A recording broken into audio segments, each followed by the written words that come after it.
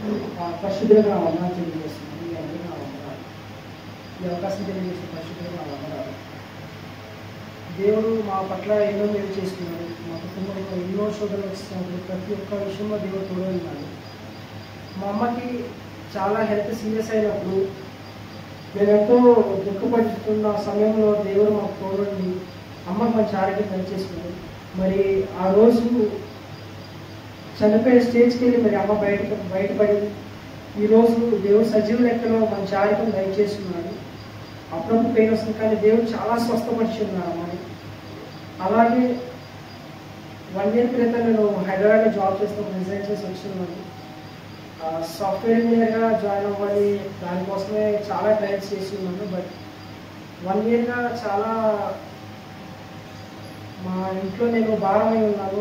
Job లేకుండా ఇంట్లో కూర్చుంటూ చాలా ఇబ్బంది పడుచున్నాను. కానీ పరిశుద్ధులు నా కొరకు చాలా ప్రార్థించున్నాడు. మరి ఒక జాబ్ 2 జాబ్స్ వచ్చినాయి. బట్ నేను బెంగళూరు యాక్సెప్ట్ చేసినాను. మంచి నేనైతే స్టార్టప్ కంపెనీలో వస్తే చాలు అనుకున్నాను. బట్ దేవుడు తన కనికరం నా పై నుంచి, హాస్టల్లో నా పై నుంచి మరి ఎంఎస్సీలో జాబ్ దయచేసుకున్నాడు. అలాగే మేము జర్నీ చేస్తుండగా నిన్నటి నుంచి నాకు హెల్త్ బాగాలేదు. కానీ దేవుడు ఈరోజు సంఘంలో ఈ దేవుడిని ఆరాధించే భాగ్యం నాకు దయచేస్తున్నాను. ఇదే నా చిన్న సాక్షి. మీరందరూ మా కుటుంబాన్ని మీ దినదిన ప్రార్థనలో జ్ఞాపకం చేసుకున్నాను. ప్రార్థన చేద్దాం. నిలబడి ప్రార్థన చేద్దాం. ముందు ప్రార్థన. ఈ కుటుంబం కోసం ప్రార్థన చేద్దాం. నిలబడదాం, లేచి నిలబడదాం. ఈ కుటుంబం కోసం ప్రార్థన చేద్దాం. దేవుడి కుటుంబాన్ని దేవుడు సమీక్ష నిమిత్తమై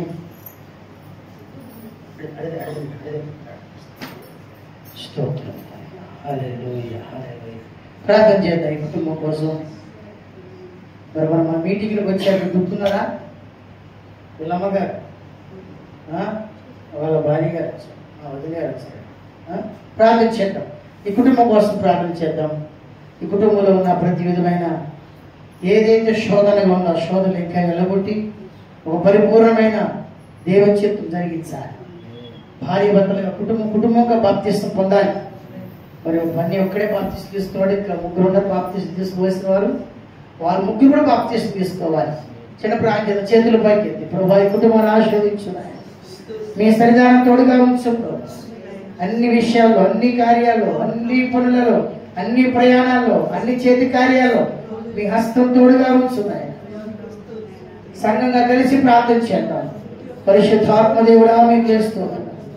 సంఘంగా కలిసి చేతులెత్తి ప్రార్థిస్తున్నాం. అదే దానిలో ప్రభు సాలమోను అయ్యా నీ మందిరానికి వచ్చి అయ్యా నీ బిడ్డలు చేతులెత్తి మోకరించి ప్రార్థించినప్పుడు వారి ప్రార్థన ఆలకించమని చెప్పి ప్రార్థన చేశాడు. అలాగే నీ మందిరానికి వచ్చిన నీ బిడ్డల కుటుంబం కోసం సంఘం అంతా కలిసి చేతులెత్తి ప్రార్థిస్తుండగా అయ్యా వారు కట్టవలసినవి, వారికి రావాల్సినవి, వారు పొందుకోవలసినవి, వారికి బిడ్డలు రావాల్సినవి, వారి వేరే సమృద్ధి కలిగిలో అవన్నీ బిడ్డ పొందుకోవడానికి సహాయం చేయండి. తండ్రి నామములో, కుమారు నామములో, పరిశుద్ధాత్మ త్రియేక నామములో సంఘముగా బిడ్డలు దీవిస్తున్నామని ఆయన వారి మీద ప్రతి నీడ వెళ్ళి పోడిగా కానీ ప్రార్థిస్తారు.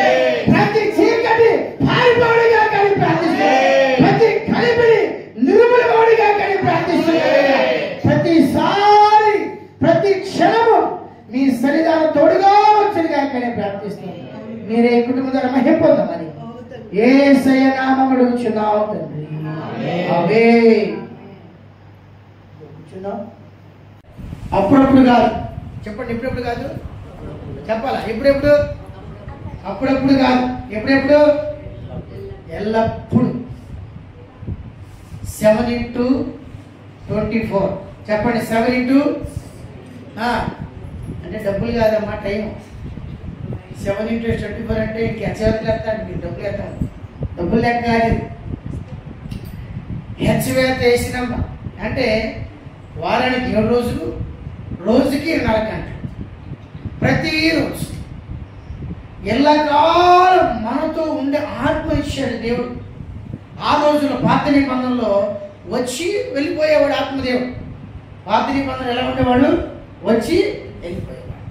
అయితే ఈ కొత్త నిబంధన యేసు ప్రభువు వచ్చి మరణించిన తర్వాత 50వ రోజు పెంతెకొస్తు పండగ జరిగిన ఆ యొక్క విశేషమైన ఆ పరిశుద్ధాత్మ యొక్క వాగ్దానం నెరవేర్చబడిన తర్వాత నిరంతరం మళ్ళీ ఉండడానికి పరిశుద్ధాత్ముడు పంపబడ్డాడు. ప్రార్థన చేద్దాం.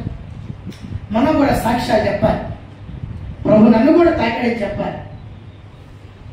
రాత్రి మన పరిశుద్ధాత్మ కుడికిలో పరిశుద్ధాత్ముడు అతను మాట్లాడుతున్నాడు. అది పురుషుడు స్త్రీలు అని చెప్పలేదు, కానీ నా మీద నేను ప్రార్థన చేస్తే నా దగ్గరికి దేవుడు వస్తాడా? మరి ఏమై సాక్ష్యం అలా, మరి ఎప్సిబా అలాగే సాక్ష్యం. సమరయ స్త్రీ, ఒక్క స్త్రీ కోసం యేసు వారు సమరయ ప్రాంతానికి వెళ్ళాడు. ఆ ఒక్క ఆమె కోసమే. హల్లెలూయా.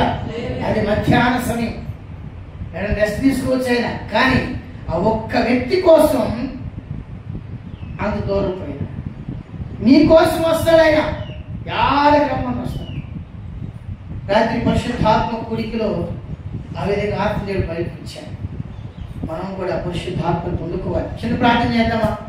కలిసి ప్రార్థన చేద్దాం. ప్రభువా, నన్ను కూడా ఈ కూడికలో స్వస్థపరచు, ఈ కూడికలో నన్ను బాగు చేయి, ఈ కూడికలో నన్ను కట్టు, ఈ కూడికలో నన్ను లేపండి, ఈ కూడికలో నన్ను నిలబెట్టండి, ఈ కూడికలో నన్ను స్వస్థపరచండి, ఈ కూడికలో నన్ను ధైర్యపరచండి, ఈ కూడికలో నన్ను స్థిరపరచండి. ఈ ప్రార్థన ద్వారాగా నేను లెగవాలి. ఎక్కడ కూలిపోయానో, ఎక్కడ పడిపోయానో, ఎక్కడ చెదిరిపోయానో చిన్న ప్రార్థన చేద్దాం. ప్రభువా, నీ స్తోత్రం. నీ బిడ్డ కోసం ప్రార్థన చేస్తున్నాము. నీ ఆశీర్వాదాల కొరకై, నీ ధైర్యం కొరకై, నీ క్షమాపణ కొరకై, నీ ప్రేమ కొరకై, నీ కాపుదల కొరకై, నీ విడుదల కొరకై, నీ ఆశీర్వాదం కొరకై, నీ ఆయుష్ కొరకై, నీ పద్ధతుల కొరకై వచ్చారు ప్రభా. వచ్చిన ఒక్కొక్కరికి చేతికి అప్పగిస్తున్నాం. ముఖ్యంగా ఆంధ్ర ప్రాంతం వచ్చిన పిల్లల కోసం కూడా ప్రార్థన చేస్తున్నాము. అయినా ఈ రోజు మా ప్రేమ కూడా మీరు తోడేవాడు మనం ప్రార్థన చేస్తున్నాం. మీ సన్నిధి మా అందరికి తోడుగా వచ్చును గాక. నీ క్రియలు మా అందరూ చదువుగా కానీ ప్రార్థిస్తున్నాం. ఏది పరిశుద్ధాత్మిక ఫలము మా అందరిలో ఏలుబడి చేయుడుగా కానీ ప్రార్థిస్తున్నాం. నీ పరిశుద్ధాత్మిక ఆరోగ్యం మాలో క్రియ చేయుడుగా కానీ ప్రార్థిస్తున్నాం. మా పక్షం మీరే వ్యాఖ్యమాని క్రియ చేయమని యేసయ్య నామములో అడుగుచున్నాము.